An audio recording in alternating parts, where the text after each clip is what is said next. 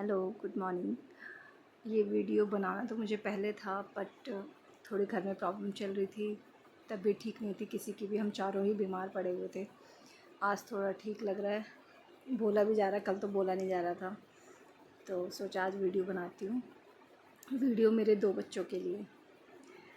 बात तो सिर्फ एक की करूँगी अभी। 2 बच्चे वो नहीं जिन्हें मैं इस दुनिया में लाई हूँ, वो जो 2 मेरे लिए भगवान ने चूज़ किए हैं, रियो और दाऊज़। दाऊज़ बहुत बहुत सीधा सादा शरीफ सा बच्चा है। वो हर कहना मानता है, वो कभी किसी चीज़ के लिए ज़िद नहीं करता, कभी भी नहीं। अभी पिछले थर्सडे जिस रूम में मैं अभी बैठी हूँ, अब पूरा दिन दिखाऊंगी, अभी क्लीन अच्छे से हुआ नहीं है। इस रूम की मुझे सफाई करनी थी। इस रूम में बेड दूसरे कोने पे था, मुझे उस कोने से इस कोने पे लाना था।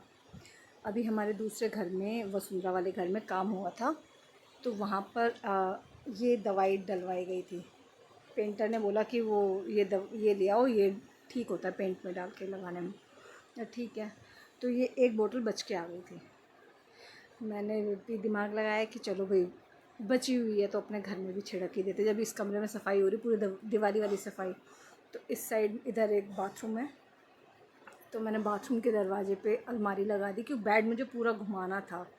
पूरा डबल बेड है तो पूरा घुमाना था इधर को। मेन डोर पे मैंने शोकेस लगा दिया, बाकी जो छोटा मोटा सामान था सब बाहर कर रखा था। अब ये दोनों डोर हो गए क्लोज़। मैंने दवाई छिड़की, मैं कहा चलो बेड को इस कोने पे लगाऊंगी, तो पहले दवाइयाँ छिड़क देती हूँ। पहले प्लान था कि सफाई करके फिर दवाई छिड़क के फिर बंद कर दूँगी। मैं कहा यार बेड के भी चारों तरफ लगा ही देती हूँ। वो मैंने दवाई डाल दी।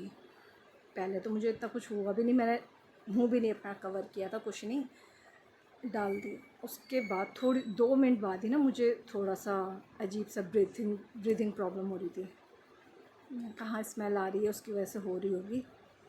थोड़ी देर बाद मेरे को चक्कर आने शुरू हो गए, बहुत ज़्यादा। और इस पे ना लिखा हुआ है कि इसको मिक्स करना है, उसके साथ पेंट के साथ मिक्स करना है इसे। और मैंने इसको डायरेक्ट डाल दिया था। और धीरे धीरे धीरे धीरे मेरे को चक्कर आने शुरू हो गए। 5 मिनट के अंदर तो मेरी हालत ऐसे हो गई कि बस क्या।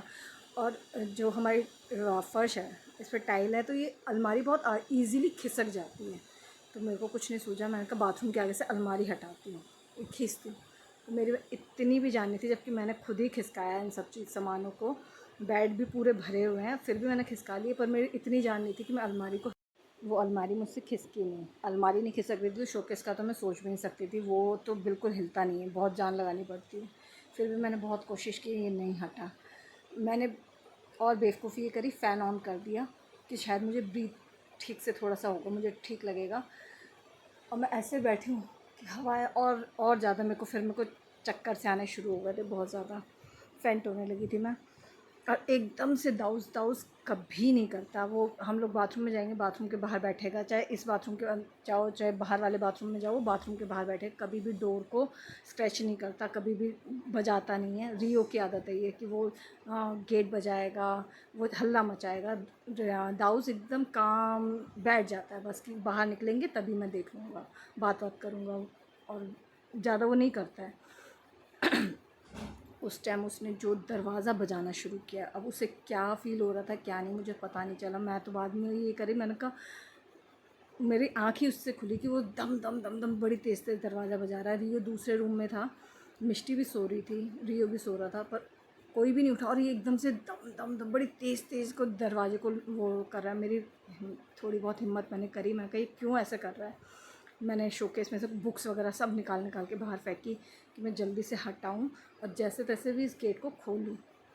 ज़रा सा खुला, दाऊद अंदर मुँह करे जा रहा है। मैं कहा बेटा तू अंदर को मत आ। मैंने थोड़ी देर बाहर अपना मुँह किया, फिर मैंने जो भी सामान था शोकेस में मैं नीचे को फेंकती चली गई। मैंने कहा भाई टूटेगा टूटेगा आज, ये सामान टूट जाए।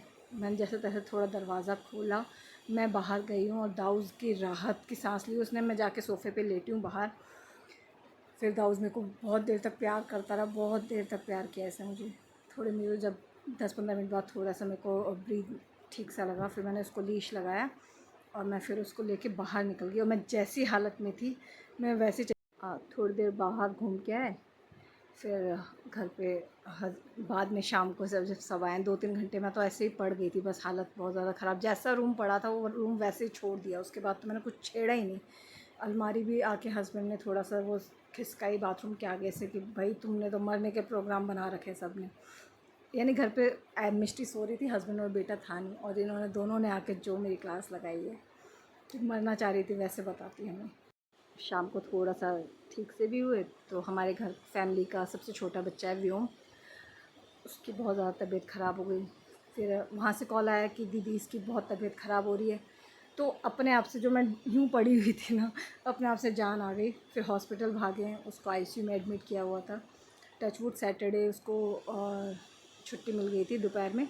उसके बाद हमने अपना कान्हा जी की छठी भी मनाई, हम डॉक्टर के पास भी गए, हमने बहुत इन्जॉय किया। फिर उसके बाद तो दाऊद का बिहेवियर मेरे लिए उस टाइम शॉकिंग भी था, बट हाँ दाऊद ने मुझे एज एन मॉम दाऊद ने मुझे चूज़ किया था।